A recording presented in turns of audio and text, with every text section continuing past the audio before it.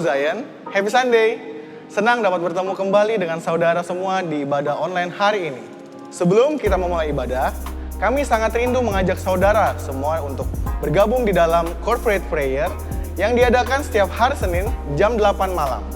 Saudara dapat mengikuti corporate prayer dengan men-scan QR code yang ada di bawah berikut. Mari kita bawa hati kita bersama untuk masuk di dalam hadirat Tuhan, di dalam pujian dan penyembahan.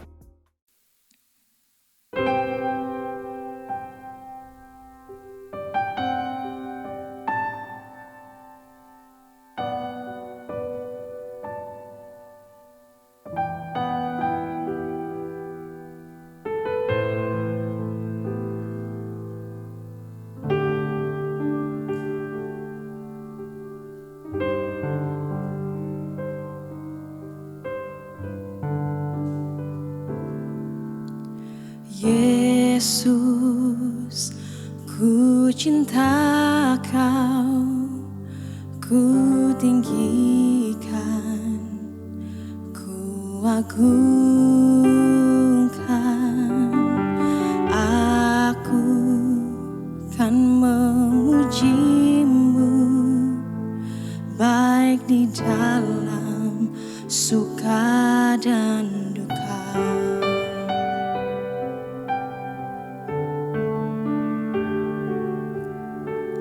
Yesus, ku cinta Kau, ku tinggikan, ku agungkan. Aku kan memuji-Mu, baik di dalam suka dan duka.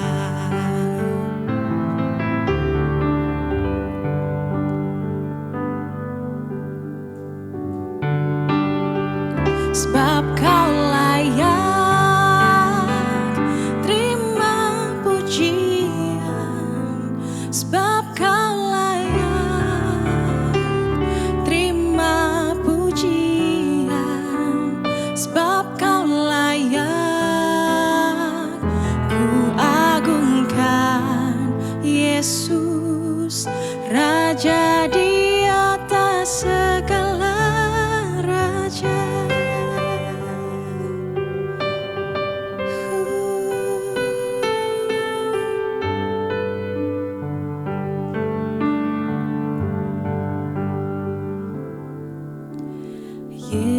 Yesus, ku cinta Kau, ku tinggikan, ku agungkan. Aku kan memuji-Mu, baik di dalam suka dan duka. Sebab Kau layak terima pujian, sebab Kau layak terima pujian, sebab Kau layak ku agungkan.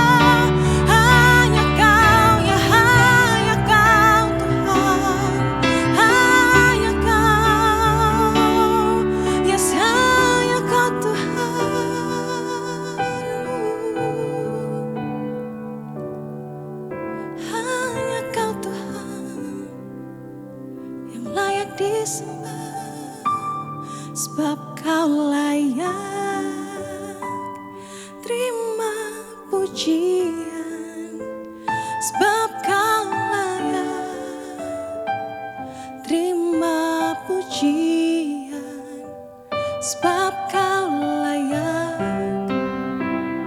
Ku agungkan Yesus, Raja di atas segala raja.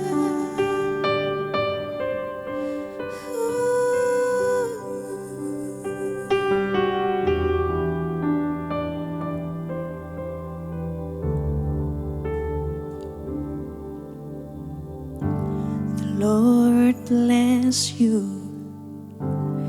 and keep you, make His face shine upon you, be gracious to you.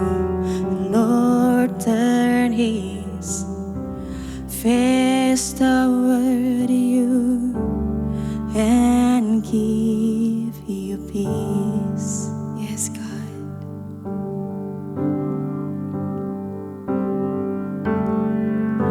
The Lord bless you and keep you, make His face shine upon you, be gracious to you.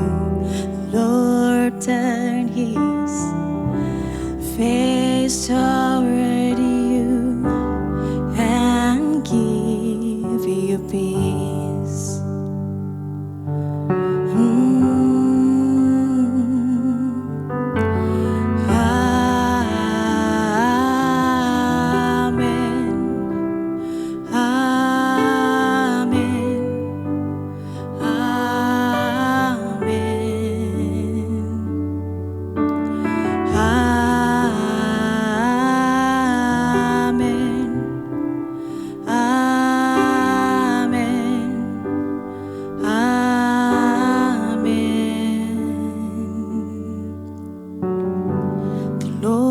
Bless you and keep you, make His face shine upon you, be gracious to you.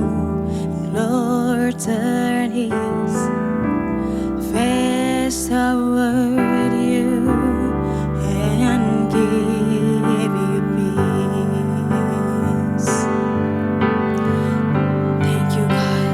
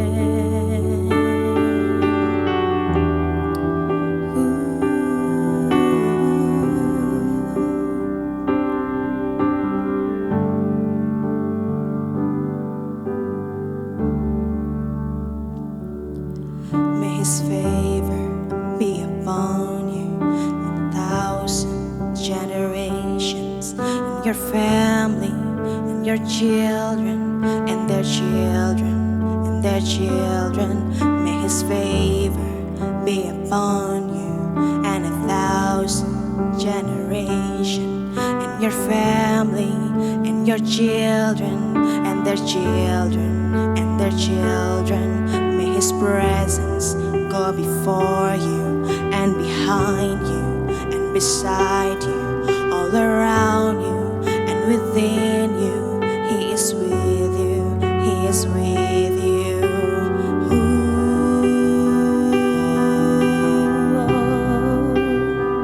He's with you, God.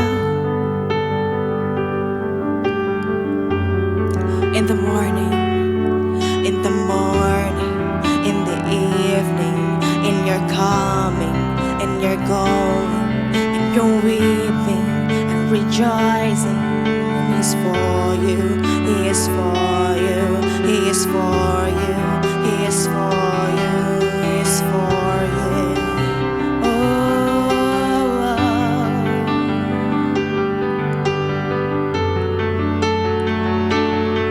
May His presence go before you and behind you and beside you, all around you and within you. He is with you, He is with you in the morning, in the evening, in your coming and your going, all reaping and rejoicing. He is for you, He is for you, He is for you, He is for you, He is for you.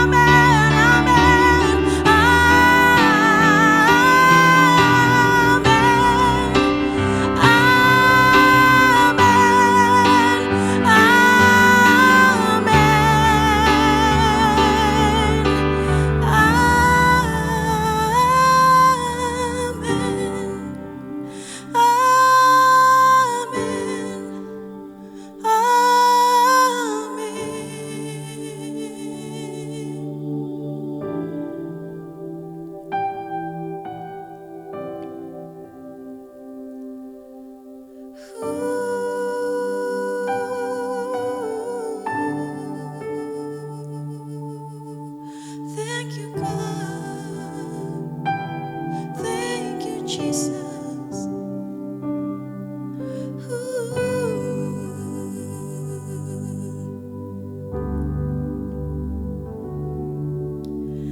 You are forever in my life.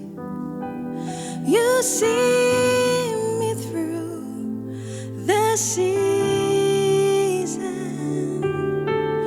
Cover me with your hand and lead me in your righteousness, and I look to you, and I wait on you. I'll sing to you, Lord, a hymn of love for your faithfulness to me. I'm carried in everlasting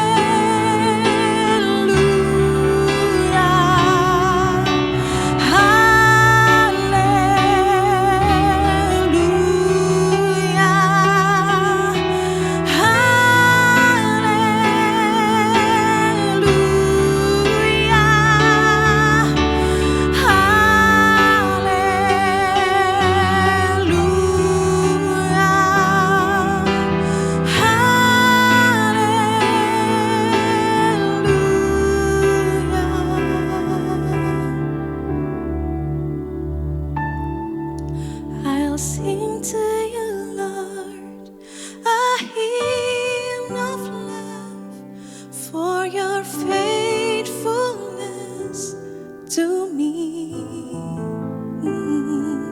I'm carried in everlasting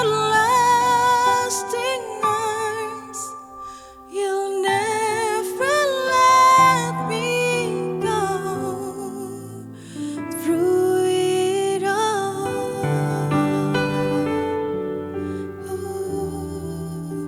Through it all.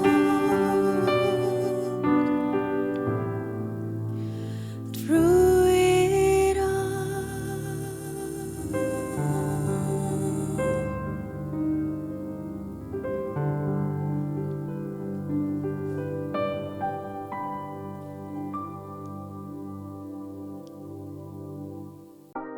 So good, Praise and Worship Team. Sebelum kita mendengarkan firman Tuhan hari ini, mari saudara siapkan catatan saudara dan fokus saudara untuk mendengarkan firman Tuhan yang akan disampaikan oleh Pastor Samuel Anton dari JKI Maranatha Semarang. Shalom GKS Balikpapan Family, saya Pastor Samuel Anton dari JKI Maranatha Ungaran dan Unlimited Fire. Senang bisa menyapa Anda semua kembali. Thank you Pastor Daniel Wirawan dan tim yang ada di sana untuk kesempatannya, untuk kepercayaannya. I'm so blessed with our friendship. Dan GKS saya mau katakan, you're doing a great things in Balikpapan. Amin. Nah, sebelum kita mulai, mari kita akan berdoa terlebih dahulu. Let's pray together. Terima kasih Tuhan, firman-Mu itu pelita bagi kaki kami dan terang bagi jalan-jalan kami. Oleh sebab itu kami membuka hati kami selebar-lebarnya untuk kebenaran firman-Mu. Kami siap Tuhan diperlengkapi menjadi orang-orang yang punya hati mengasihi generasi.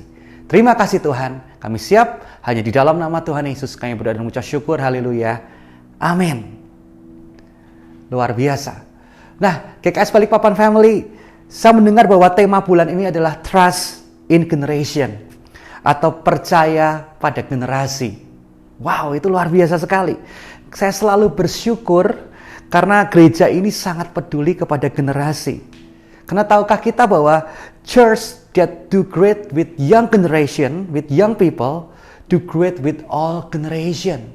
Gereja yang melakukan yang terbaik untuk anak-anak muda, ternyata juga sedang melakukan terbaik untuk seluruh generasi. Kenapa? Karena pola pikirnya adalah tentang future, bukan hanya pada keadaan kita saat ini. Itu luar biasa. Nah, oleh sebab itu hari ini saya akan memberikan judul adalah Thank you for your trust. Terima kasih untuk kepercayaan Anda. Saya berdoa ini akan memperlengkapi setiap kita untuk lebih lagi mengasihi generasi.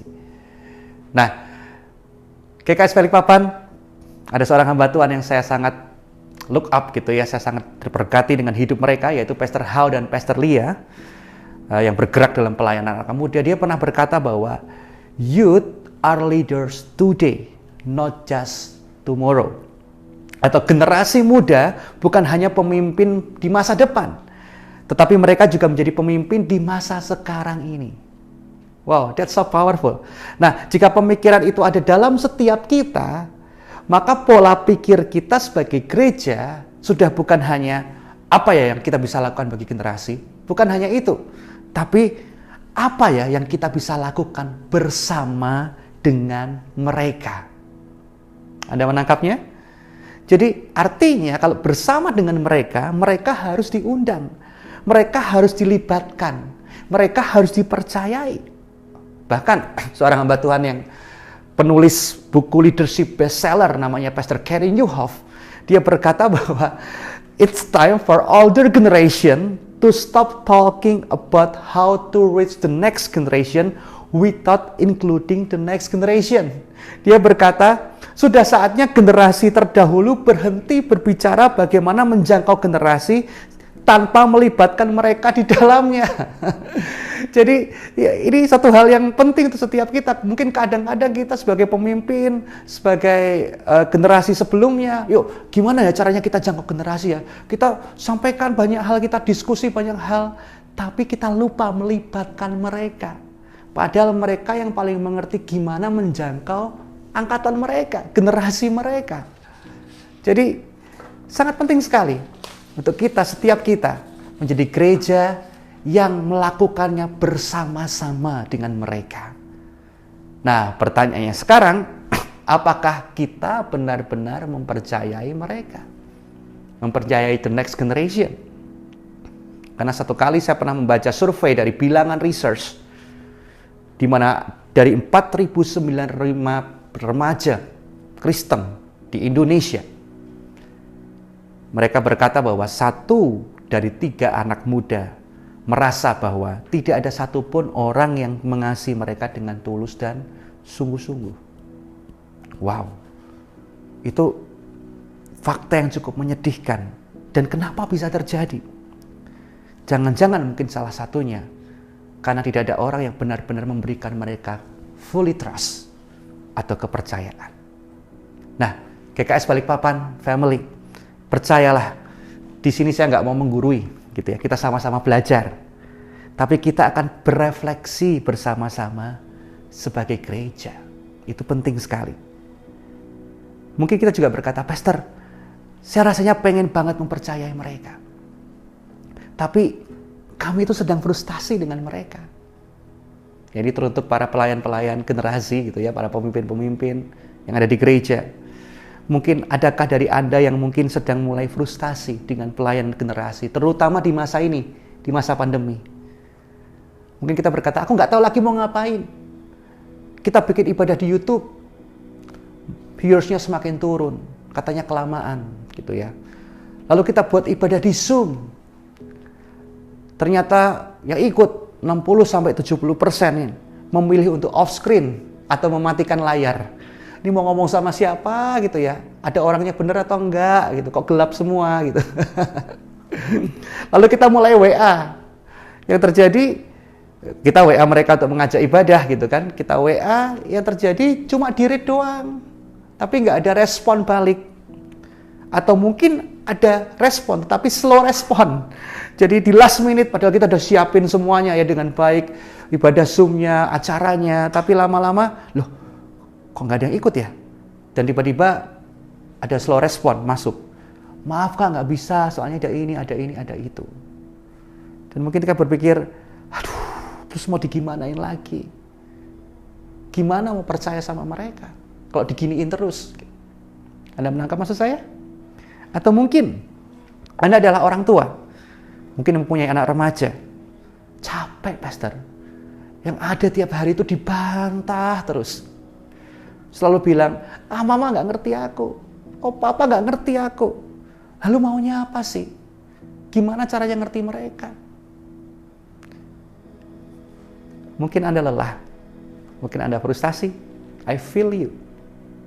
Tapi GKS, ini yang harus kita sadari. C.S. Lewis, seorang teologian yang luar biasa. Dia hamba Tuhan yang juga tulisannya sangat luar biasa. Dia berkata bahwa children are not a distraction from more important work. They are the most important work. Anak-anak atau generasi di bawah kita itu bukanlah pengganggu dari pekerjaan kita yang lebih penting, tapi merekalah pekerjaan terpenting di dalam hidup kita. Wow. Jadi kita sadari bahwa mereka bukan problem yang harus diselesaikan, tapi mereka adalah pribadi yang perlu dikasihi dan dipercayai. Amin. Sadari bahwa kepedulian kita akan mereka mulai dari sekarang itu akan memberikan dampak pada masa depan generasi selanjutnya. Oleh sebab itu hari ini saya akan menyampaikan 3 hal apa yang kita harus lakukan as a church, sebagai gereja, sebagai parent, sebagai orang tua atau sebagai keluarga.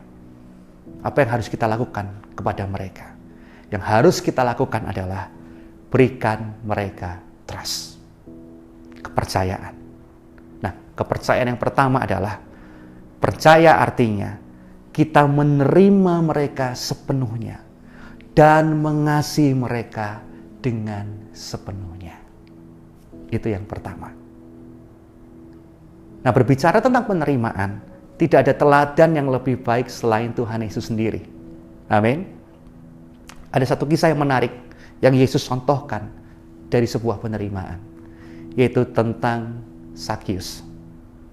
Alkitab mencatat bahwa Sakius adalah kepala pemungut cukai. Tentu sebagai pemungut cukai dia dibenci oleh sesama orang Yahudi. Kenapa? Karena dia dianggap sebagai pengkhianat, dia dianggap sebagai orang yang bekerja dengan penjajah Romawi gitu ya. Dan dia dianggap sebagai pemeras bangsanya sendiri, dan yang paling label, yang paling mengerikan adalah dia dianggap sebagai seorang pendosa, sinner. Nah, jika Anda bertanya kepada saya, lalu gimana caranya supaya Sakius nggak dilabelin lagi? Gimana caranya supaya Sakius diterima oleh bangsanya kembali? Ya sederhana, caranya adalah Sakius harus bertobat. Sakius harus berubah. Dilihat dulu, mana lihat perubahannya. Nah, kalau sudah mulai kelihatan, oh benar-benar sudah meninggalkan profesinya gitu ya, udah bukan lagi pemungut cukai, udah berubah, oh oke, kita akan terima.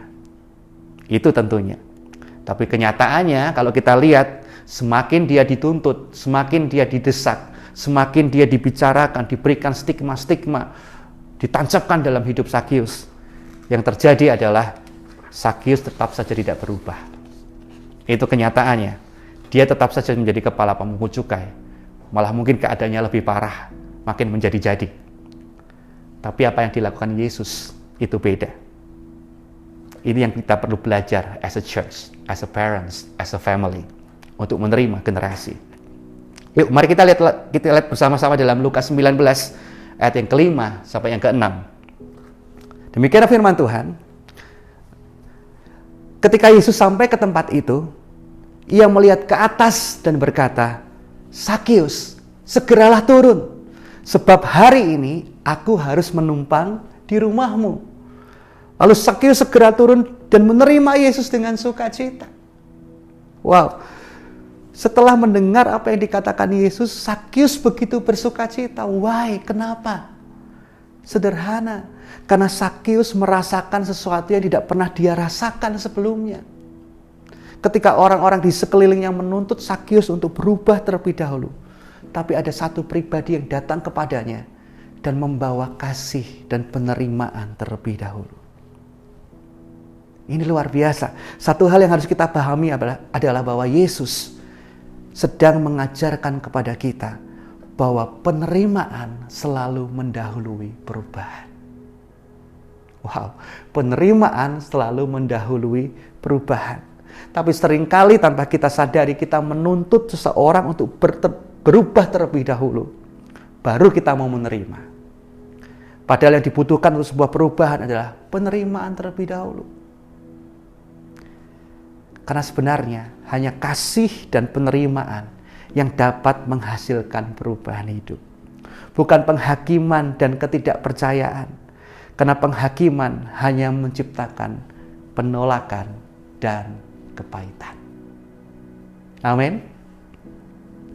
Tapi harus ada satu hal yang kita harus garis bawahi, GKS Balikpapan, bahwa Yesus menerima Sakius.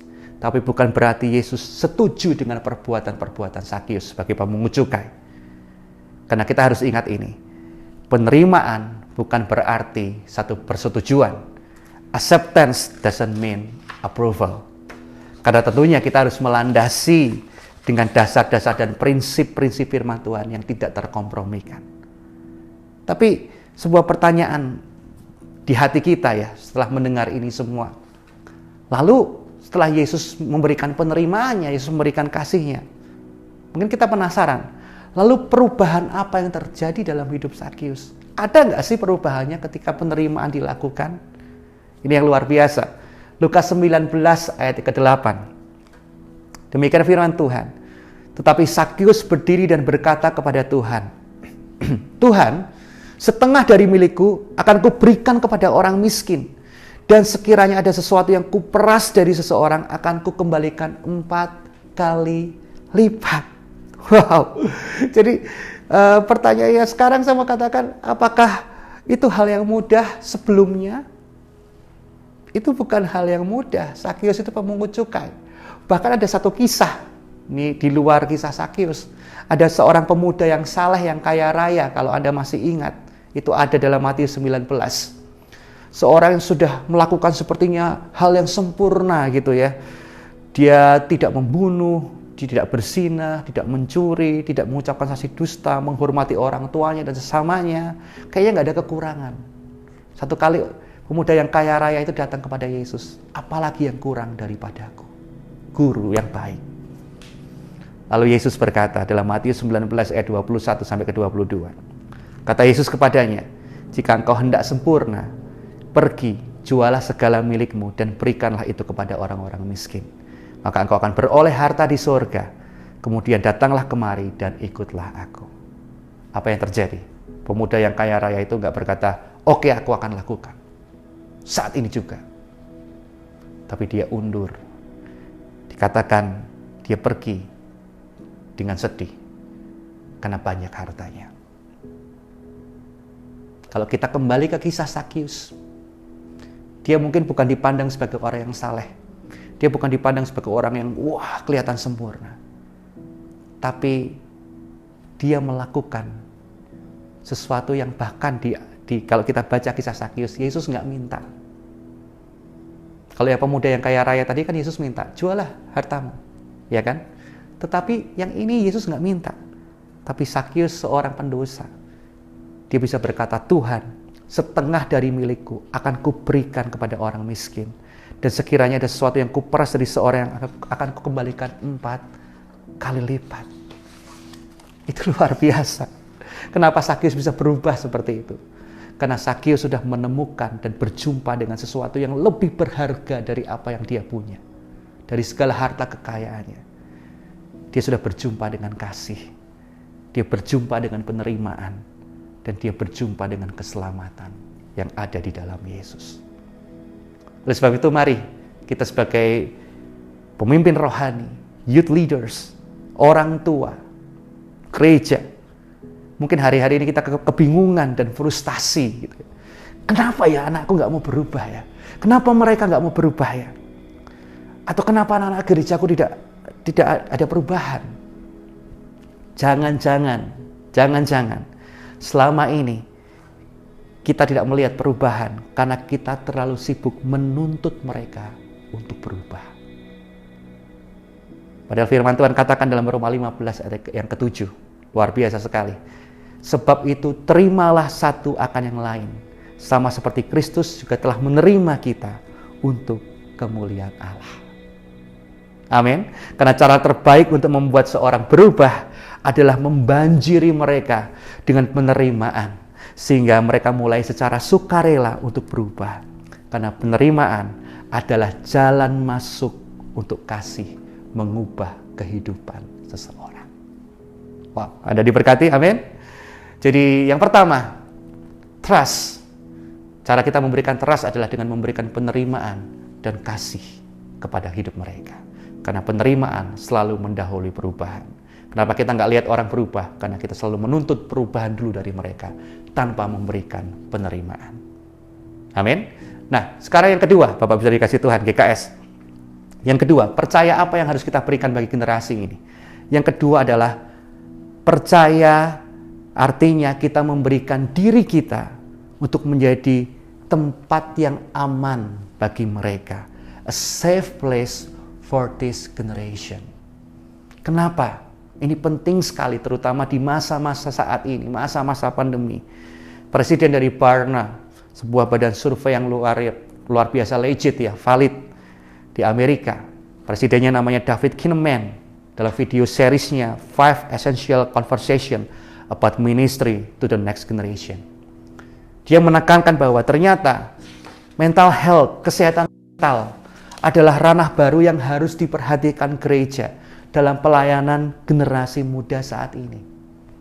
Kesehatan mental, mental health. Kenapa? Gereja sangat penting untuk harus hadir menawarkan solusi yang berarti di era yang anxiety ini, era yang depresi ini, terlebih di masa pandemi ini. Karena generasi saat ini adalah generasi yang erat sekali dengan sosial media, betul tidak? Anak Anda gitu ya, lebih baik nggak bawa dompet daripada nggak bawa handphone, betul kan? Ya, jadi di era saat ini rawan sekali dengan yang namanya penghakiman, rawan sekali dengan yang namanya judgmental, rawan sekali dengan komen-komen, suara-suara yang menyakiti, yang menyindir, menjatuhkan, membandingkan, Dan ukuran pengakuannya itu nggak sesuai dengan firman Tuhan, like and dislike, itu yang akan mempengaruhi pada akhirnya kesehatan mereka, kesehatan mental mereka. Mungkin kita berpikir dulu nggak seperti itu, iya, sekarang masanya beda. Bayangkan saja, keponakan saya umur 5 tahun, dia datang ke rumah saya. Lalu saya ajak foto bareng, foto yuk sama uncle yuk. Ya, foto, saya edit dikit, lalu saya posting di Instagram. Beberapa waktu kemudian dia datang kepada saya lagi. Dia berkata, uncle, mau lihat fotonya? Enggak, mau lihat yang nge-like banyak atau sedikit. Ini anak umur 5 tahun loh. Dia nggak mau lihat fotonya, tapi mau lihat yang nge-like, yang suka sama fotonya itu berapa orang. Lalu saya iseng, saya tanya, lah kalau yang nge-like, yang suka sedikit, kenapa emang? Dan dia wajahnya cemberut dan bilang, ya sedih. Bayangin ini anak umur 5 tahun. Anda bisa bayangkan kalau itu anak saat ini, anak remaja.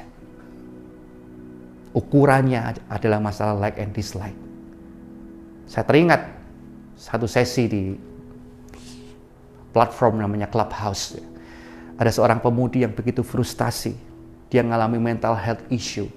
Karena dia merasa depresi dengan judgmental dari orang-orang. Dan itu membuat dia depres. Dan dia sempat hampir melakukan percobaan bunuh diri.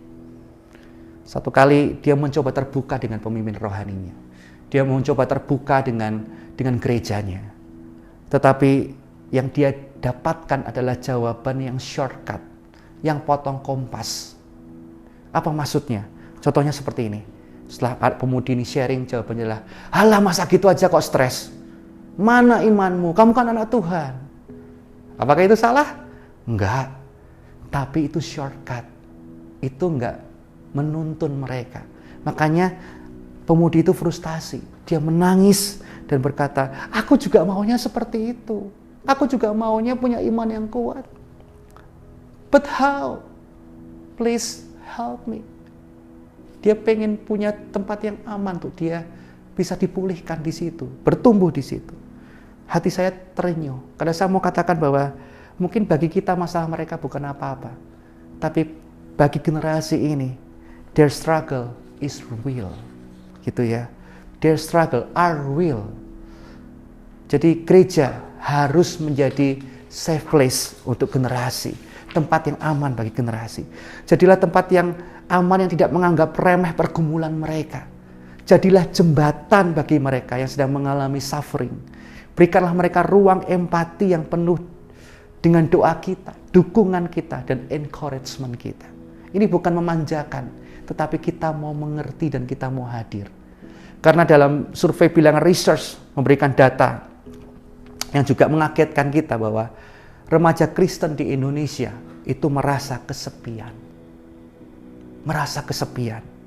Mereka berpikir dan pernah mencoba untuk bunuh diri karena merasa stres dan depresi, juga putus asa. Dan mereka merasa tidak memiliki seorang pun untuk bisa berkonsultasi di masa krisis. Dan mungkin saja, mungkin mereka sudah mau coba terbuka, tapi mungkin dianggap sepele masalahnya. Atau mungkin mereka menerima jawaban-jawaban yang shortcut atau potong kompas. Jadi mari hari ini, saya encourage gereja GKS Balikpapan, jadi gereja yang penuh perhatian, yang terhubung secara emosional dengan generasi selanjutnya. Be the church that is mindful and emotionally connected with next generation. Kita harus sadar bahwa their struggle are real. Itu nyata, gitu ya.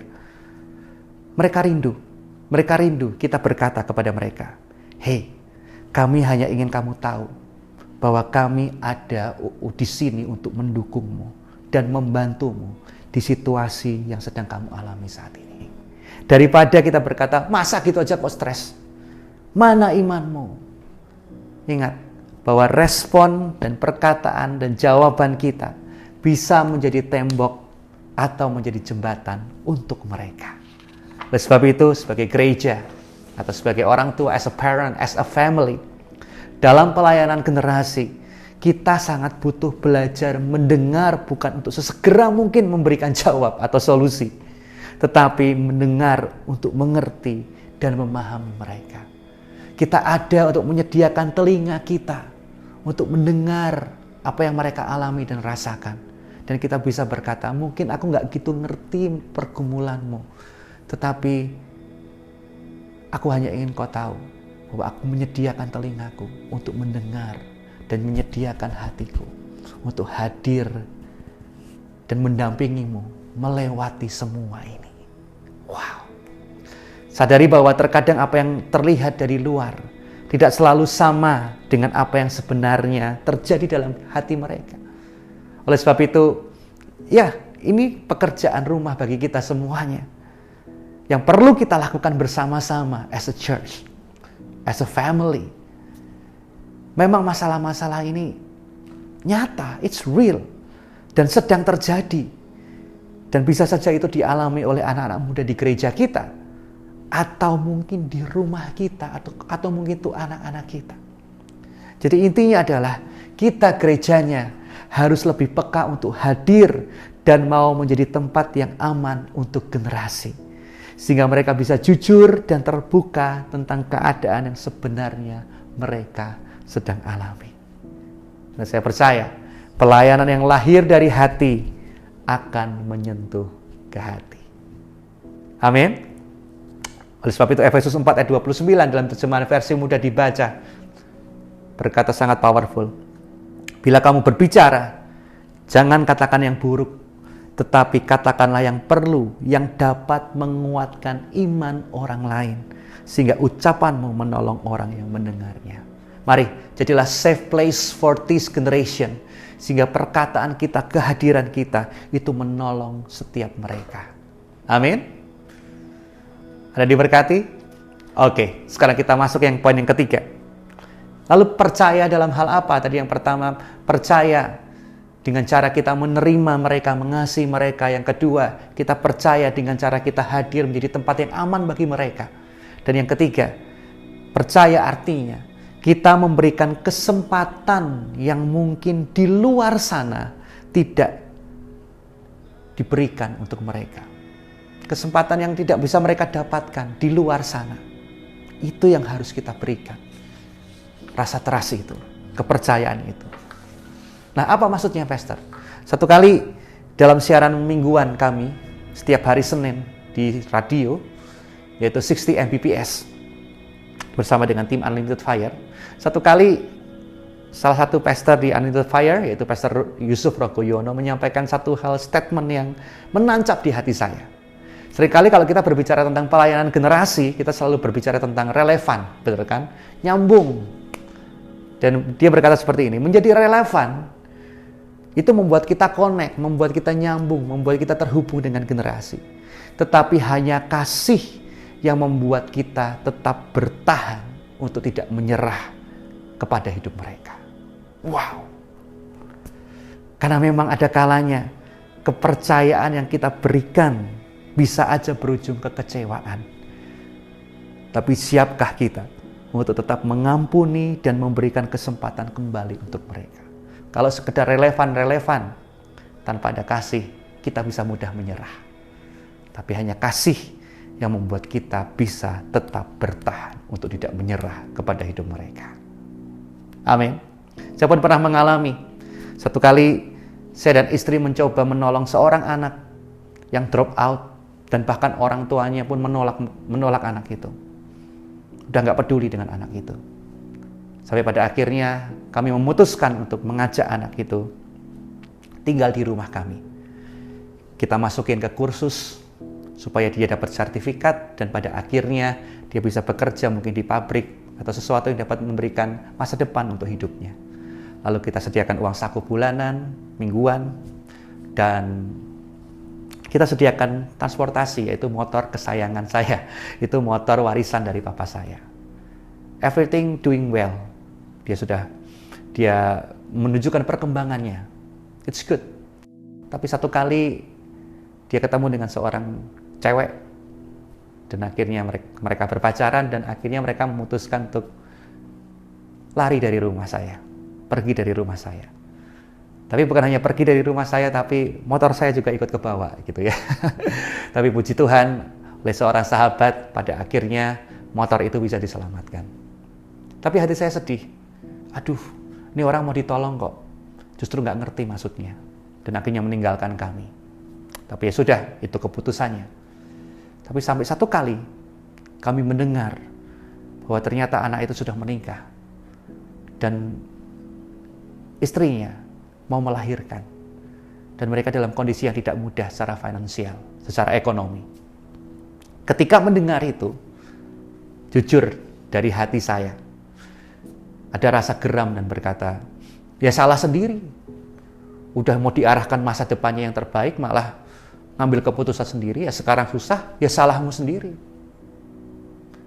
Tapi ketika saya berkata seperti itu, istri saya tiba-tiba menjawab berkata, "Kok jangan ngomong seperti itu." Saya kaget. Dia berkata, kasih Yesus tidak pernah menyerah. Demikian dengan kasih kita kepadanya. Kasih kita kepada mereka. Itu seperti menyadarkan saya gitu. Dan saya bilang, aduh sorry. Ngawur tadi saya ngomong gitu ya. Karena memang benar. Kasih tidak pernah menyerah dengan keadaan dan kondisi. Demikian kasih kita kepada generasi. Nah lalu apa yang akhirnya kami putuskan? Yang kami putuskan adalah kami mau pergi ke kota di mana anak itu tinggal. Sambil membawakan bahan-bahan pokok kebutuhan mereka, juga perlengkapan bayi. Dan mungkin ada sedikit berkat gitu ya. Yang mungkin tidak banyak, tetapi bisa membuat mereka survive di masa-masa itu. Nah, GKS Balikpapan, apakah ceritanya akan happy ending? Saya sangat berharap seperti itu, pemulihan terjadi gitu ya. Itu yang kita pikirkan. Tetapi ternyata waktu kami sampai ke sana, anak itu pergi karena mungkin malu dengan kita. Tapi puji Tuhan, untungnya masih ada istrinya di sana. Lalu kita serahkan berkat itu dan kita berkata bahwa, kalau kamu ada apa-apa, just let us know. Kami mengasihimu. Dan kita mendoakan anak itu. Nah, kalau Anda bertanya kepada saya, Pastor, apakah Anda dan istri nyesel nolong orang itu? Saya mau mengatakan, enggak. Kenapa? Karena pelayanan generasi bukan pelayanan yang berfokus, hanya sekedar berfokus kepada hasil. Tetapi pelayanan generasi adalah pelayanan menabur benih. Saya percaya satu waktu nanti benih itu akan bertumbuh dan tidak akan kembali dengan sia-sia. Saya tetap percaya mereka tetap butuh generasi sebelumnya untuk hadir mengenalkan Yesus dan kasih-Nya dalam hidup mereka. Dan perjumpaan dengan Yesus dan anugerahnya itulah yang akan mengubah hidup mereka dan mengubah sejarah hidup mereka. Mereka akan lihat tujuan, mereka akan lihat purpose. Oleh sebab itu, it's all worth it.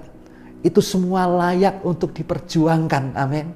Bahkan dalam 1 Korintus 15 ayat 18 dalam terjemahan PIMK berkata, oleh sebab itu, saudara-saudara yang tercinta, hendaklah kalian kuat dan teguh bekerja terus untuk Tuhan dengan sungguh-sungguh.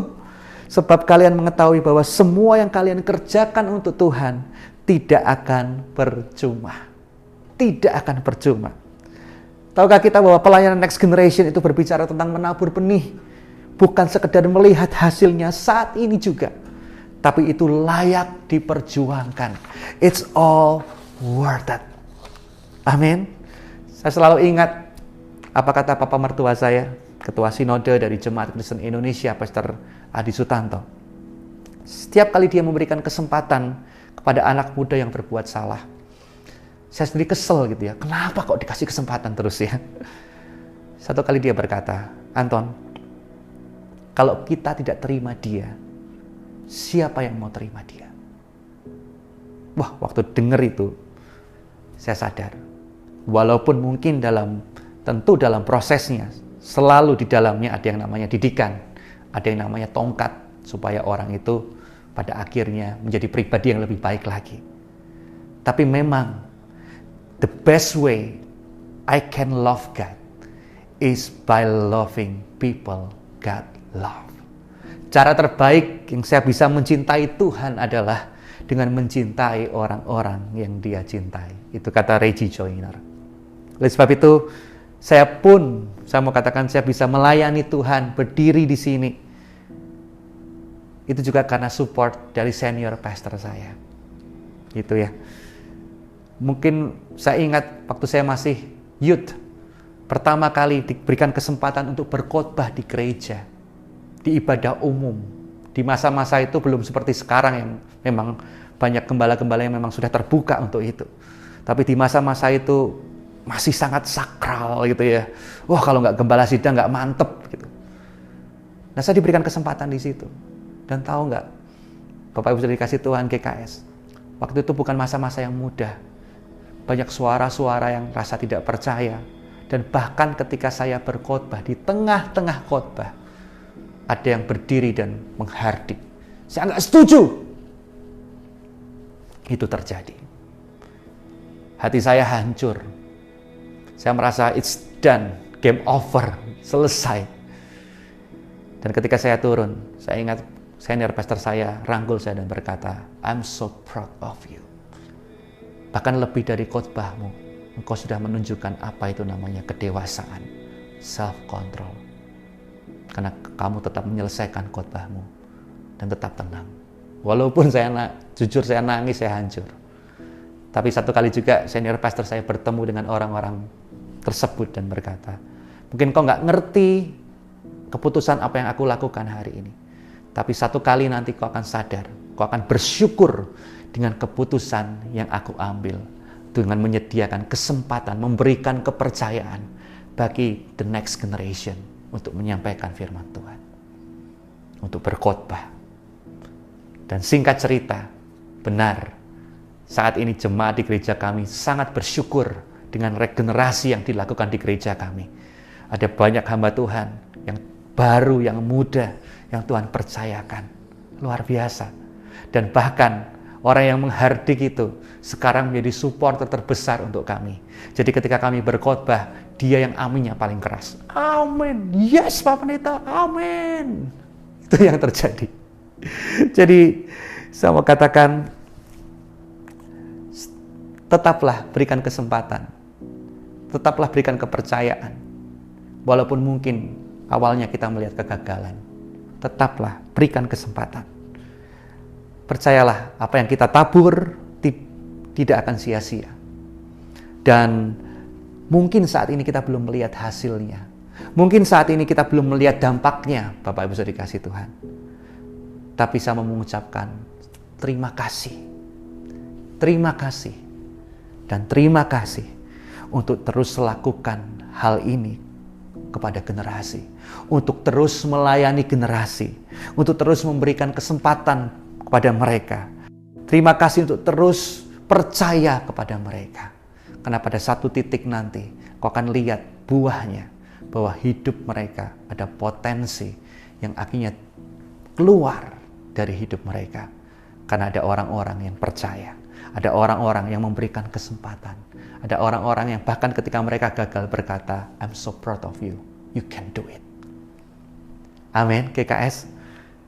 Jadi hari ini saya mau berkata, saya mau wakili semuanya. Generasi, saya mau berkata, thank you for your trust. Terima kasih buat kesempatan yang kau berikan. Anda diberkati hari ini. Let's pray together. Terima kasih Tuhan, kami bersyukur untuk kebenaran firman-Mu. Ajari kami Tuhan, untuk menjadi pelaku firman-Mu dengan menghidupi kami, mau percaya dengan memberikan kesempatan. Kami percaya dengan memberikan kasih dan penerimaan. Dan kami percaya dengan menjadi tempat yang aman bagi generasi. Terima kasih Yesus. Mampukan kami, sertai kami. Dan pada akhirnya nanti kami akan melihat benih-benih yang ditabur itu tidak kembali dengan sia-sia. Dan kami akan melihat juga buah-buah yang ada. Terima kasih Tuhan. Meteraikan firman Tuhan ini dan jadikan kami pelaku firman-Mu. Hanya di dalam nama Tuhan Yesus. Kami berdoa dan mengucap syukur. Haleluya. Amin. Terima kasih. Tuhan Yesus memberkati. So powerful word. Terima kasih Pastor Samuel Anton untuk pesan firman Tuhan yang sangat powerful dan tentunya memberkati kita semua. Sebelum berpisah, jangan lupa untuk subscribe, like, komen, serta share setiap video yang saudara saksikan kepada orang-orang sekitar kita. Stay safe, stay healthy, happy Sunday, God bless you.